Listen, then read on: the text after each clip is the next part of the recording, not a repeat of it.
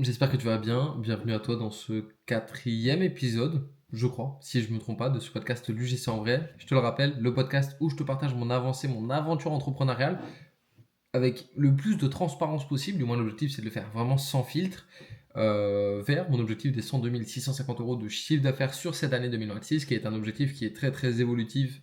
Tu vas le voir, et si tu suis un petit peu les différents épisodes, tu comprends pourquoi. Parce que c'est un objectif qui est évolutif et qu'il ne faut pas prendre au pied de la lettre. Mais dans l'idée, dans ce quatrième épisode, je veux t'expliquer un petit peu le game plan, pas exact évidemment, parce qu'un game plan c'est entre guillemets individuel et unique, propre à chacun, mais le game plan, un template entre guillemets de game plan qui pourrait te permettre d'aller exploser ton Q2 concrètement. On est début avril, le 4 avril exactement, donc on est samedi soir. Toi tu vas voir ce podcast demain, dimanche soir. Euh, c'est le moment parfait en fait pour se remettre en question, faire un petit mastermind aussi avec toi-même et se dire ok, où est-ce que j'en suis, ce que je veux vraiment. Et donc on n'est pas là pour parler du coup de l'étape 1 en toute logique qui serait le mastermind avec soi-même, la petite, euh, la petite évaluation personnelle on va dire, j'ai plus le nom de ça, bref. Introspection, pardon, une petite introspection pour justement ensuite, une fois que c'est fait et que tout est remis au clair, pouvoir justement tendre vers un game plan pour pouvoir passer à l'action et pas simplement rester dans une conclusion de ce qui s'est plus ou moins bien passé sur ces 3 premiers mois de l'année parce que ça passe vite, ça passe vite. Bon, dans l'idée, on a différents points, mais la ligne directrice, je veux vraiment qu'on ait une fibre qui vienne diriger un petit peu tout ce que je vais te dire pour que tu puisses avoir le contexte. Le contexte, il est que aujourd'hui, pour moi, chaque freelance peut au minimum aller trouver un équilibre aux 10 000 euros par mois. Au minimum aux 10 000 euros par mois. En fait, ton équilibre, il est présent, on va dire, par rapport au ratio temps slash argent, énergie slash argent. Ok. L'objectif, c'est de te dire que en tant que freelance, tu es quand même bien payé, tu es mieux payé que si tu serais employé pour le même travail. Et aujourd'hui, je te dis, peu importe ton domaine dans lequel tu es freelance, si tu serais employé à 35 heures semaine, quoi qu'il arrive, si aujourd'hui tu rapportes ces 35 heures semaine d'activité, tu peux générer une quantité de valeur qui est genre extravagante et pas seulement 1200 euros par mois ou 1500, je sais pas combien il est le SMIC ou bref, peu importe, 2000 euros par mois avec tes 35 heures semaine. Si tu fais vraiment 35 heures semaine de taf chaque semaine en freelance, c'est autre chose. La quantité de valeur que tu peux délivrer à tes clients, elle est juste énorme. Et donc en fait, en allant chercher cet équilibre-là, chaque freelance, ma conclusion personnelle, peut au minimum aller chercher un équilibre de 10 000 euros par mois sans difficulté. Donc je parle de 10 000 euros par mois de chiffre d'affaires, après tu peux interpréter ça comme tu veux, mais dans l'idée, moi personnellement, j'estime que mon équilibre de freelance se trouve aux 20 000 euros par mois, parce qu'aujourd'hui j'ai atteint le palier des 5 000, et, enfin 5 000 plus, et bah, par rapport au temps que ça me prend, le ratio énergie-argent, je peux très simplement en déduire que je peux au minimum trouver mon équilibre aux 20 000 en étant le freelance tabasseur, même si c'est pas mon objectif, je vais pas aller jusqu'aux 20 000 parce que j'ai d'autres projets en cours, mais dans l'idée, tu peux très facilement aller vers un équilibre assez élevé. Donc voilà, donc ça c'est la première chose qui doit driver un petit peu ton game plan, c'est de te dire que je ne sais pas où tu en es à l'heure actuelle dans ton parcours, dans ta construction d'activité de freelance, mais dans l'idée, ne te mets aucune barrière limitante parce que aujourd'hui peut-être t'en vis pas encore, peut-être t'en vis déjà, peut-être tu fais déjà 2 3 000 balles par mois et c'est super. Et si c'est pas le cas, dis-toi que le jour où t'en vivras, ce sera vraiment que le début du champ des possibles parce que aller chercher 5 10 15 20, c'est un équilibre qui peut être faisable. Pour un freelance qui est un minimum intelligent, au début ça demande toujours beaucoup de travail, mais avec du temps, forcément ça se fait pas en un an, forcément ça se fait peut-être pas en deux ou en trois, peu importe, je sais pas. En réalité, peu importe le process et peu importe le nombre d'années que ça prend, dans l'idée, avec du temps, tu peux toujours aller chercher de l'optimisation, de la croissance dans un premier temps, puis de l'optimisation dans un second temps pour aller trouver un équilibre qui est plutôt bon et plutôt très intéressant en termes de volume de CA. Donc voilà. Donc ça c'est un petit peu le cadre à se poser. Le deuxième des points du cadre qu'il faut se poser, c'est qu'aujourd'hui, d'après moi, tu n'as que deux phases dans ton business. Tu n'as vraiment que deux possibilités qui va regrouper toutes les micro-possibilités, toutes les micro-phases, etc. Tu vas les comprendre, mais pour faire très très simple et pour vraiment schématiser, on va dire caricaturer ton business, tu vas voir que deux phases possibles. Un, soit ton business il est en croissance, ok, donc tu es en mode aujourd'hui, il faut que je fasse croître mon chiffre d'affaires, il faut que je fasse croître très simplement ta courbe, ok, tu dois la mettre du côté positif. Soit tu es dans l'optimisation. Ok, et ça peut être également plusieurs façons d'optimiser son business en fonction du niveau business dans lequel tu es. Et pareil pour la croissance. Donc l'étape numéro 1, on va rentrer un petit peu dans le vif du sujet. L'étape numéro 1 pour commencer à construire ton game plan, ça va déjà de savoir se situer et déterminer ce qui va venir vis-à-vis dans quelle phase tu es dans ton business. Donc, tu as, pour moi, dans la phase croissance, deux cas possibles. Bien que, évidemment, tu as plein d'autres possibilités, mais pour caricaturer toujours tout ça, évidemment, le but, c'est de te simplifier un peu ça. Donc, pour moi, tu vas avoir deux cas possibles en possibilité de croissance.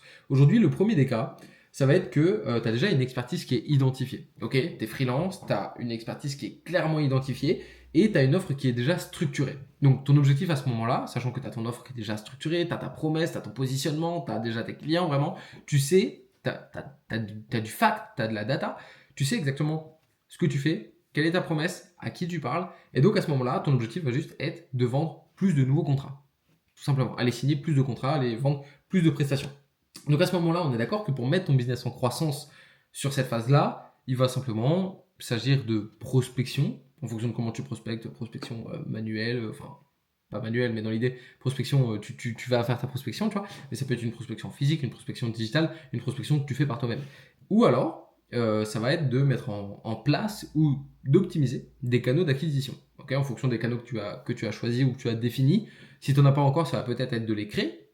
Et si tu en as déjà, peut-être de les optimiser. Okay, donc ça va être le premier cas de la première phase de croissance possible. Deuxième cas possible dans cette phase de croissance, ça va être que aujourd'hui tu es dans ton business dans un développement de compétences. Tu n'as pas forcément encore d'offre de définie. Donc en réalité, c'est un cas qui peut s'étendre même jusqu'à un certain nombre, jusqu'à un certain palier. On pourrait croire que tu es à ce stade-là quand on ne vit pas encore, etc. Non, c'est faux. Tu peux être à ce stade-là encore sur certains aspects quand tu fais déjà un petit peu de chiffre d'affaires et quand tu en vis déjà totalement. Donc, dans l'idée, pourquoi est-ce que tu peux en être encore à ce stade-là? Donc, tu peux avoir différentes potentielles causes qui fait que tu es encore à ce stade-là. Un, tu peux être en recherche. Encore, tu es encore en train de rechercher un petit peu tes talents, pas tes dons, mais dans l'idée, tes zones de génie. Ok. Deux, tu as envie ou besoin de développer une compétence en particulier, ok, en particulière, pardon. Ou trois, tu es simplement au début de ton business, ok, donc tu n'as pas encore eu l'occasion de te professionnaliser et c'est ok. Maintenant, les deux autres phases ne veulent pas dire que tu n'as pas eu l'occasion de te professionnaliser. Ça veut simplement dire que, bah, comme tu l'as vu, tu es soit en train de rechercher, tu maîtrises déjà des aspects et tu es en capacité aujourd'hui de délivrer de la valeur, mais tu es peut-être encore en recherche de ta zone de génie. Tu n'as pas encore eu le truc de c'est ça qu'il faut que je fasse, c'est dans ça qu'il faut que je creuse, c'est dans ça qu'il faut que je développe mon offre et c'est dans ça que je dois devenir la référence. Ok? Ou alors, comme je te l'ai dit, ça peut être simplement aujourd'hui un besoin pour le bien de ton activité aussi. Tu peux avoir besoin de développer différentes compétences. Et donc, pour développer ces compétences, il ne s'agit pas forcément que de se former et de prendre une formation de manière bête et méchante, mais ça peut aussi simplement de mettre en application. C'est-à-dire que tu vas aller vendre une compétence que tu ne maîtrises pas encore, entre guillemets, à prendre avec des pincettes. Mais dans l'idée, et à partir du moment où tu as signé le contrat, j'ai fait une story d'ailleurs un jour par rapport à ça, à partir du moment où tu as vendu quelque chose, ok, bah, tu n'as pas le choix que d'apprendre à le faire et d'apprendre à le délivrer correctement pour faire en sorte bah, tout simplement de ne pas être un tocard auprès de ton client. Ça, c'est plutôt la base. Mais dans l'idée, tu n'es pas obligé de vraiment savoir faire pour vendre ce que tu as dit que tu savais faire. Tu as capté un peu par rapport à ça. Donc voilà. Donc ça, c'est les deux premières. Excuse-moi, je bois mon café. C'est les deux premières possibilités dans la première phase qui est la phase de croissance dans laquelle tu peux être dans ton business.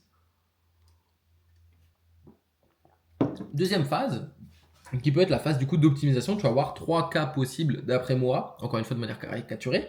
Le premier cas qui va faire que tu dois te mettre dans une phase d'optimisation, ça va être ça va être un cas où tu vas devoir en fait être dans une prise de recul. Tu vas devoir prendre du recul pour souffler un petit peu et trouver un équilibre ou améliorer ton équilibre temps / énergie / argent.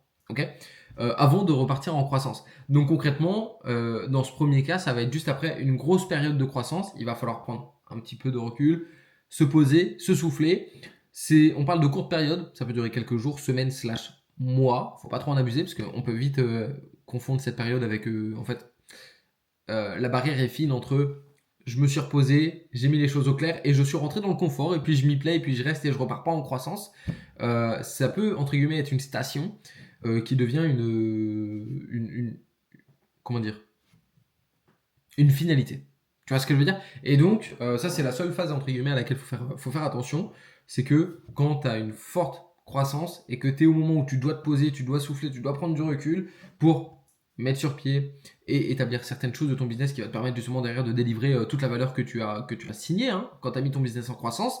Une fois que tu as fait croître ton business, après il va falloir assumer, il va falloir délivrer cette valeur. C'est à ce moment-là que tu prends du recul et qu'il faut encore une fois pas faire de cette station une finalité.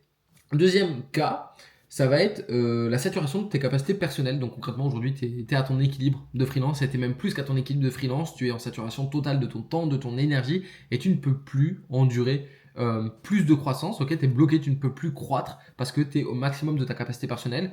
Donc à ce moment-là, très simple, il va falloir commencer à déléguer. Il va falloir commencer à déléguer, créer, processiser un petit peu aussi ses méthodologies et ses compétences, son savoir-faire, processiser un petit peu son activité pour pouvoir permettre à d'autres personnes de la délivrer aussi bien que toi. Donc ça peut être le deuxième cas, un cas dans lequel je ne suis pas encore, donc je ne vais pas m'attarder par rapport à ça, mais c'est un cas qui est très courant et qui est en réalité un cas qui te fait rentrer tranquillement. C'est le cas qui est, on va dire, le cas intermédiaire entre je fais du business qui est en croissance et j'ai un business que je dois scaler. Tu vois, le mot scale, on l'utilise un petit peu tout le temps, trop en fait, mais le mot scale, il a vraiment un impact et il vient d'après moi vraiment le mot scale, je dois scale mon business, tu vois.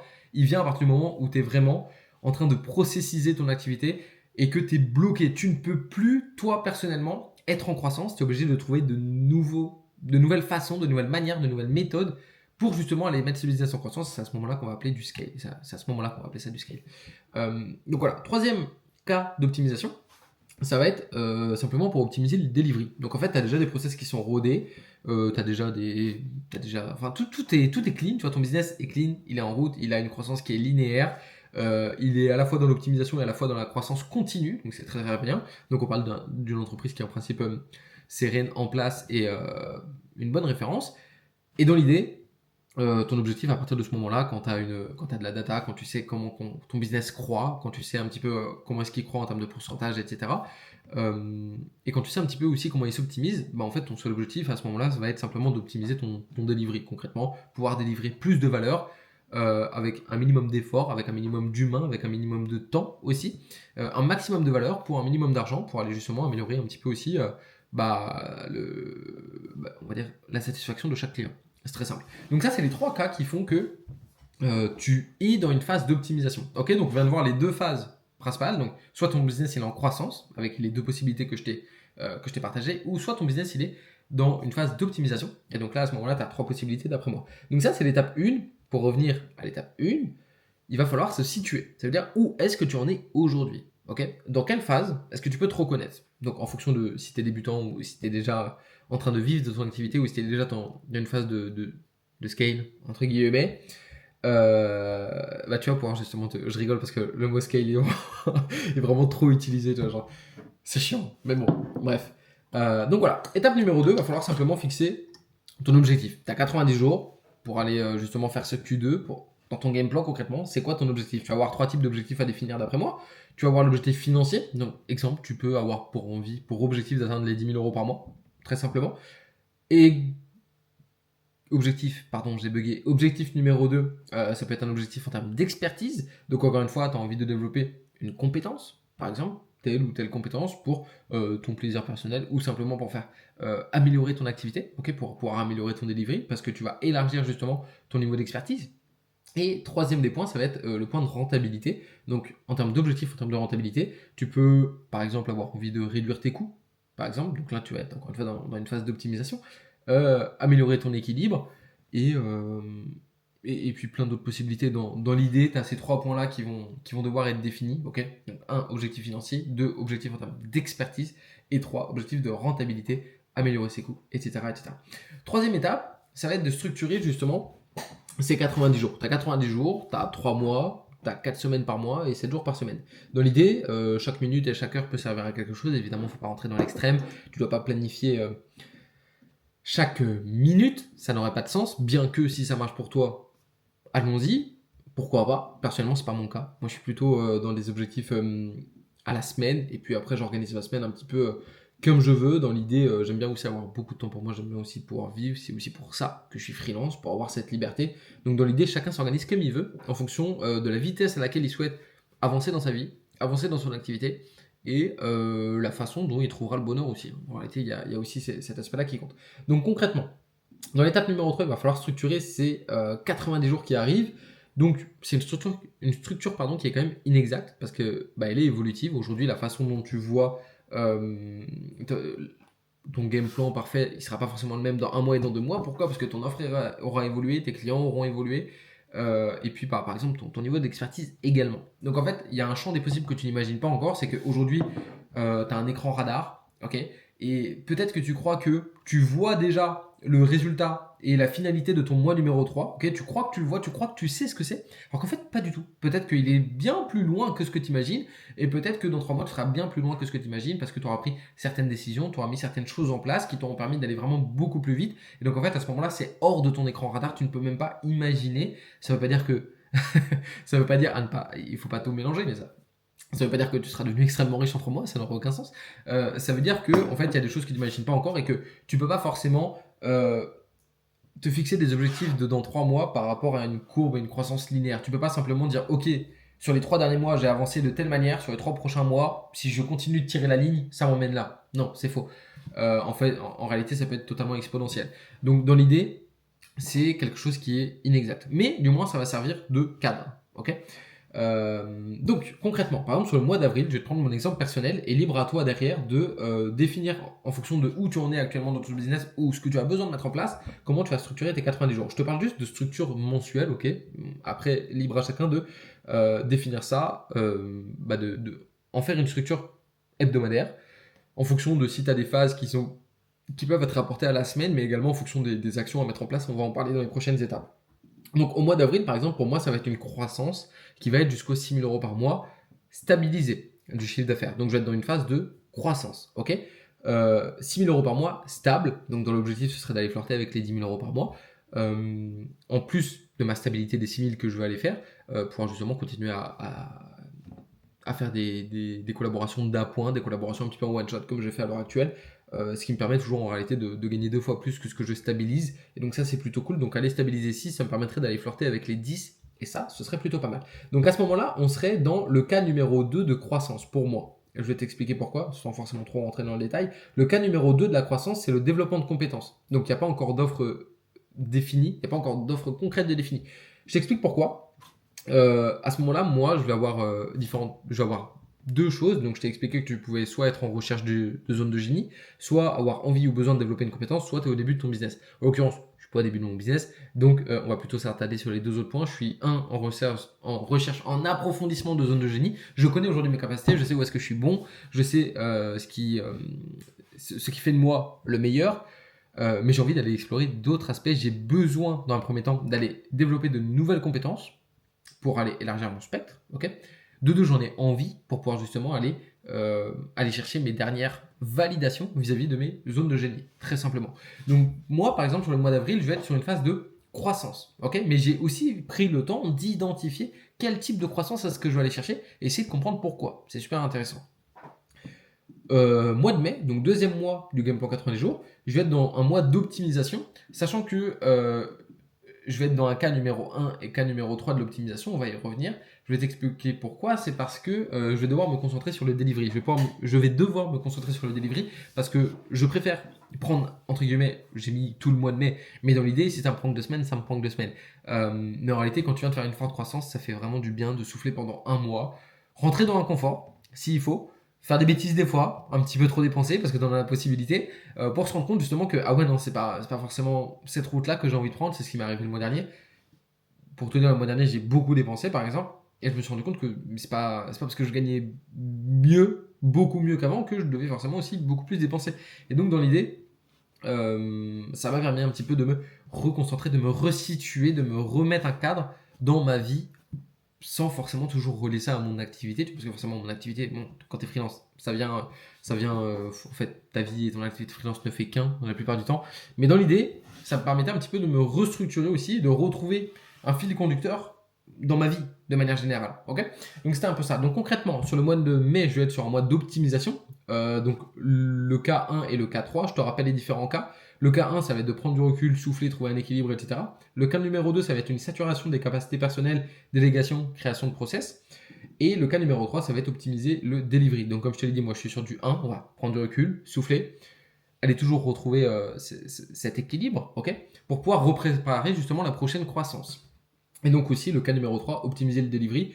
Le but, moi je préfère prendre un peu plus de temps et faire en sorte de travailler vraiment sur du long terme et pas faire le mongol, assigner un client et puis en fait tu dis trop bien, tu as pris l'argent et tout, et puis tu délivres à la vite fait, à la va-vite, etc. Déjà de un, tu te sens pas bon. De 2, je te dis ça parce que j'ai connu aussi des phases comme ça. De un, tu te sens pas bon. De 2, bah en fait tu perds confiance en toi vraiment. De 3, ça te stresse de fou parce que tu as une charge mentale de zinzin alors qu'en fait je t'explique, tu as une charge mentale de zinzin, tu y penses toute la journée à ton client alors qu'en vrai au bout du compte tu lui livres rien, toi tu lui délivres rien alors que tu y penses toute la journée parce que justement tu lui délivres pas assez. Donc en fait vaut mieux des fois prendre du recul, prendre son temps et se dire ok, comment je peux délivrer archi bien à tout le monde pour faire en sorte que en fait tout le monde soit satisfait. De un, je sois serein. De 2, je sois vraiment pas de charge mentale, pas de tout ça. Tous mes clients sont satisfaits. Je suis sur un business qui est stable, croissant, serein, périn. On est good, tu vois. Donc ça, c'est les deux phases que je vais rencontrer sur le mois de mai dans mon mois d'optimisation pour pouvoir ensuite, donc ce mois d'optimisation va pouvoir me permettre de repartir sur un mois de juin en croissance dans l'objectif de stabiliser jusqu'au 10K par mois. Donc encore une fois, à ce moment-là, le cas numéro 1 de la phase de croissance. Donc là, ça va être avec une expertise qui est déjà identifiée, une offre qui sera déjà structurée. Et donc à mon objectif, sur le mois de juin, mon objectif, ce sera juste de vendre plus de nouveaux contrats. Et donc concrètement, de faire un petit peu, de devenir une usine personnelle à délivrer de la valeur. Donc en fait, à ce moment-là, je mettrai en place tous mes systèmes d'acquisition que je n'ai pas encore mis en place pour la simple et bonne raison que je n'en ai pas besoin dans la phase actuelle où je suis dans mon business. Ça veut dire qu'en fait, il y a aussi le fait de prendre en compte et savoir s'identifier dans ces phases, ça va aussi nous permettre de prendre en compte que, bah, en fait, il y a des fois, tu n'en as pas besoin. Dans le sens où, aujourd'hui, je pourrais mettre en place un système d'acquisition et clairement, je pourrais exploser mon chiffre d'affaires. Tu vois, je pourrais partir en croissance, etc. Mais ça n'aurait pas de sens. Ça n'aurait pas de sens parce que je suis pas extrêmement certain au fond de moi de la direction que je souhaite prendre moi en tant que freelance. Tu vois, c'est pas forcément ma capacité à les délivrer. Moi, peu importe En fait, j'ai un spectre de compétences et peu importe la compétence qu'on va aller chercher, si elle est dans mon spectre, je peux te la délivrer. Je suis un expert dans ce domaine-là. Sinon, je la mets pas dans mon spectre. Et si elle est pas dans mon spectre, je te la propose pas. T'es même pas au courant que je sais faire ça. Tu vois ce que je veux dire? Par contre, si je te dis c'est bon, vas-y go, on peut aller taffer là-dessus ensemble. En fait, à ce moment-là, quoi qu'il arrive, je suis un expert là-dedans. Et donc, c'est pas sur une question de délivrer, c'est sur une question plus personnelle. Je sais plus du tout ce que j'étais en train de te dire. Je me suis perdu. Bref, ouais, c'est ça. En fait, mettre un système d'acquisition en place quand toi, personnellement, t'es pas encore sûr, entre guillemets, de ta zone de génie, là où tu veux aller, là où l'offre, la promesse, le positionnement exact qui va te permettre d'aller trouver ton équilibre des 10, 15, 20K par mois en tant que freelance, bah, ça sert à rien de mettre en place un système d'acquisition parce que tu risquerais au final d'aller te brûler un peu les ailes, entre guillemets. Faut pas avoir peur non plus de grandir vite, hein, mais dans l'idée, tu vas forcer un petit peu. C'est pas la chose à mettre en place au moment T. Ok, je pense que tu as capté un petit peu par rapport à ça.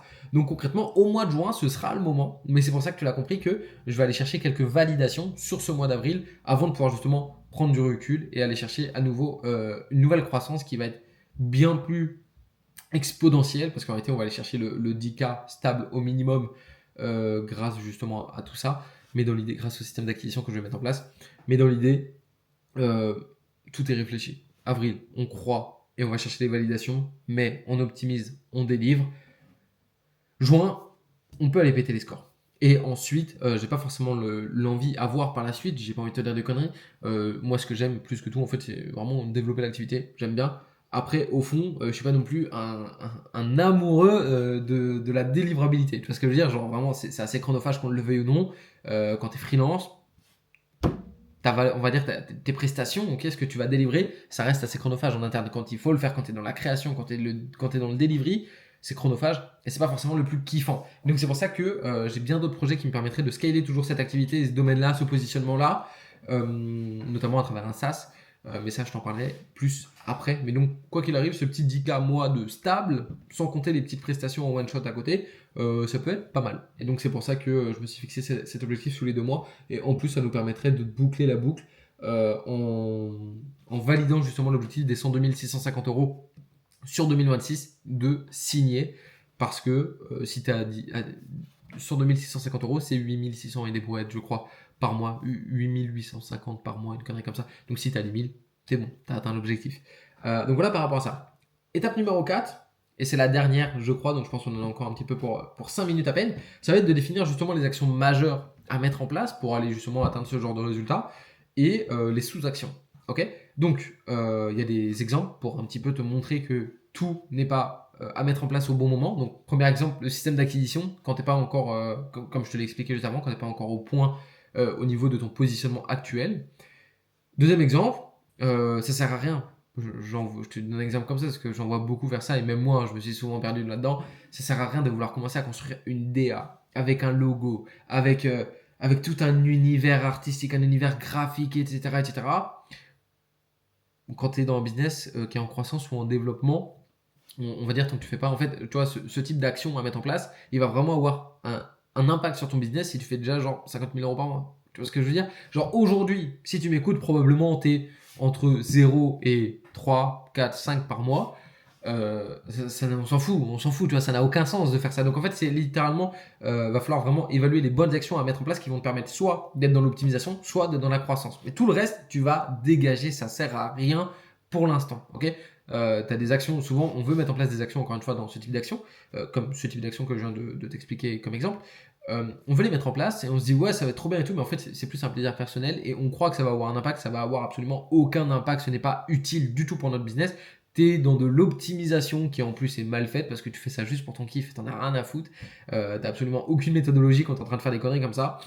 Juste tu perds ton temps. Et en réalité, même si tu le ferais bien, ce serait une optimisation qui n'a rien à faire tout de suite maintenant dans ton business. Ça n'a aucune valeur ajoutée. Donc, concrètement, si on va prendre un petit peu les 5 phases, les 5 types d'actions majeures, après, libre à toi de les définir en sous-actions par-dessus, mais je te donne les 5 types d'actions majeures à mettre en place. Donc, les premiers contacts clients. Okay, comment tu vas aller justement multiplier, maximiser le nombre de premiers contacts clients, par quel canal, etc. Okay, concrètement, quel est ton système d'acquisition par rapport à ça. Deuxième des points, transformer en collab numéro 1. Donc concrètement, une fois que ton client il a pris contact avec toi, une fois que c'est concrètement ton prospect, ok, comment tu fais passer ton prospect en client? Comment tu fais signer ton premier contrat? Donc, quel est le parcours de ton client? Ok.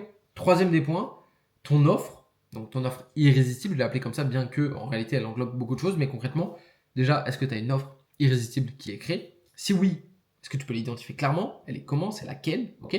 Et où est-ce que tu veux emmener tes clients avec ça? Okay, ton offre, elle va avoir quel impact chez tes clients vis-à-vis de son parcours. Concrètement, dans ton parcours client, où est-ce qu'elle intervient? Est-ce qu'elle intervient au premier contact pour pouvoir justement aller maximiser le nombre de premières collaborations, okay, pour avoir le moins de pertes, okay, entre le contact et la collaboration? Est-ce qu'elle intervient après la première collaboration pour aller augmenter le panier moyen?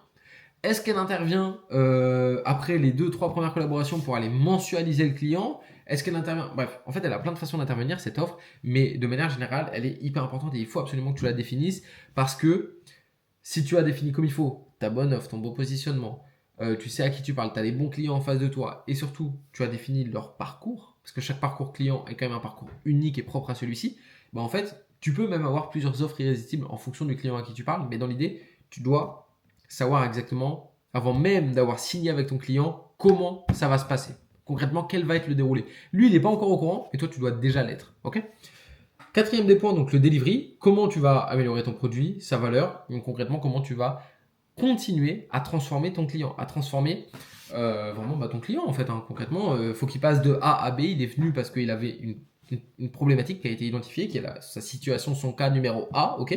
Il faut que tu le fasses passer au cas numéro B. L'objectif, c'est de justement toujours optimiser cette délivrabilité. Soit tu vas pas l'emmener à B, mais tu vas l'emmener à C, et il a payé pour B, donc à ce moment-là, il est genre archi satisfait. Soit tu l'emmènes à B plus rapidement. Et donc à ce moment-là, il est toujours archi satisfait. Ok. Donc dans tous les cas, tu dois continuer à augmenter, à améliorer ta délivrabilité pour faire en sorte d'améliorer justement la satisfaction client. Et donc ça nous emmène au cinquième point, également de pouvoir le fidéliser. Donc concrètement, comment tu vas le fidéliser? Il va falloir déjà individualiser son parcours client, encore une fois, comme je te l'ai dit juste avant. Et comment tu vas le fidéliser? Comment tu vas faire en sorte que ce soit un client, on va dire, un petit peu quotidien, en fait, tu vois? Est-ce que tu vas passer par du contrat mensuel, ok, avec une prestation mensuelle? Est-ce que grâce à une compétence annexe, Ok. Ou est-ce que tu vas simplement lui vendre des plus gros packs, des packs plus quantitatifs, de prestations, du GC par exemple, et donc à ce moment-là, tu vas juste augmenter son panier moyen. Ok, tu vas juste augmenter sa valeur au cours d'une vie, sa lifetime value. Ok, on va utiliser les mêmes termes que beaucoup connaissent dans l'e-commerce par exemple. En fait, ton client il a une valeur sur une vie, ça veut dire concrètement dans toute une vie, dans toute sa vie, en tant que client chez toi, combien il va dépenser avec toi. Ok. Donc, toi, c'est aussi quelque chose, c'est aussi des concepts que tu dois appliquer à ton business. Ok. Donc voilà par rapport à ça. Concrètement, encore une fois, certains points sont inexacts car ils sont individuels. Ok, ils sont individuels, ils doivent être individualisés pour chaque client et surtout ils sont évolutifs. Ok. En tout cas, n'hésite pas par rapport, si tu es encore là, que tu es toujours en train de m'écouter et que tu as pris des notes vis-à-vis de tout ce que je viens de te dire et que tu es prêt aujourd'hui à littéralement aller exploser ton Q2, que tu sois créateur UGC ou freelance, mais probablement plus si tu es ici créateur UGC, si tu es prêt à aller exploser ton Q2, à faire en sorte de vraiment sortir de la boucle dans laquelle tu étais sur ces derniers mois et faire en sorte de vraiment mettre ton business en croissance, tu peux m'envoyer un message sur Instagram. On parlera justement du game plan que tu as mis en place et on va pouvoir faire un petit peu, si tu le souhaites, un état des lieux ensemble, définir où est-ce que tu en es exactement aujourd'hui, où est-ce que tu souhaites aller sur les 90 prochains jours et comment est-ce qu'on peut y parvenir concrètement. C'est un appel 100% gratuit. L'objectif, c'est d'un petit peu t'aider finalement à mettre les bonnes actions concrètes en place pour ne pas continuer à perdre du temps, parce que c'est probablement ta plus grosse problématique aujourd'hui, comme beaucoup en fait, c'est quand on est seul, quand on n'est pas accompagné, quand on n'a pas d'avis, quand on n'a pas d'environnement, on perd du temps parce qu'on y va un petit peu par nous-mêmes et c'est super, c'est une super qualité de pouvoir avancer toujours tout seul, mais dans l'idée, tu peux le faire 1 mois, 2 mois, 3 mois, il y a un moment, tu vas pas continuer à perdre des années de ta vie. Il faut aussi, entre guillemets, si on en a la possibilité, bah, se faire peut-être aider, accompagner ou avoir un avis, un conseil des personnes qui sont déjà passées par là où on est en train de passer, parce que ça va tout simplement nous permettre non pas de prendre des raccourcis, mais plutôt de compresser un petit peu le temps, parce que dans tous les cas, les raccourcis n'existent pas tellement. Après, libre à toi de donner la définition que tu veux aux raccourcis, mais dans ma définition à moi, dans l'entrepreneuriat, les raccourcis n'existent pas tellement, à la rigueur, tu peux compresser le temps, et c'est tout l'objectif justement de pouvoir, si tu le souhaites, avoir un appel avec moi vis-à-vis de cette roadmap de ce Q2. En tout cas, je te souhaite excellente journée, excellente soirée, excellente semaine, excellent Q2. Je te souhaite d'exploser ton activité de créateur UGC sur ces 3 prochains mois. N'hésite pas, tu m'envoies un message sur Instagram. Autrement, on se retrouve dans quelques jours, /semaines, pour un prochain épisode de podcast. On verra bien. À très vite.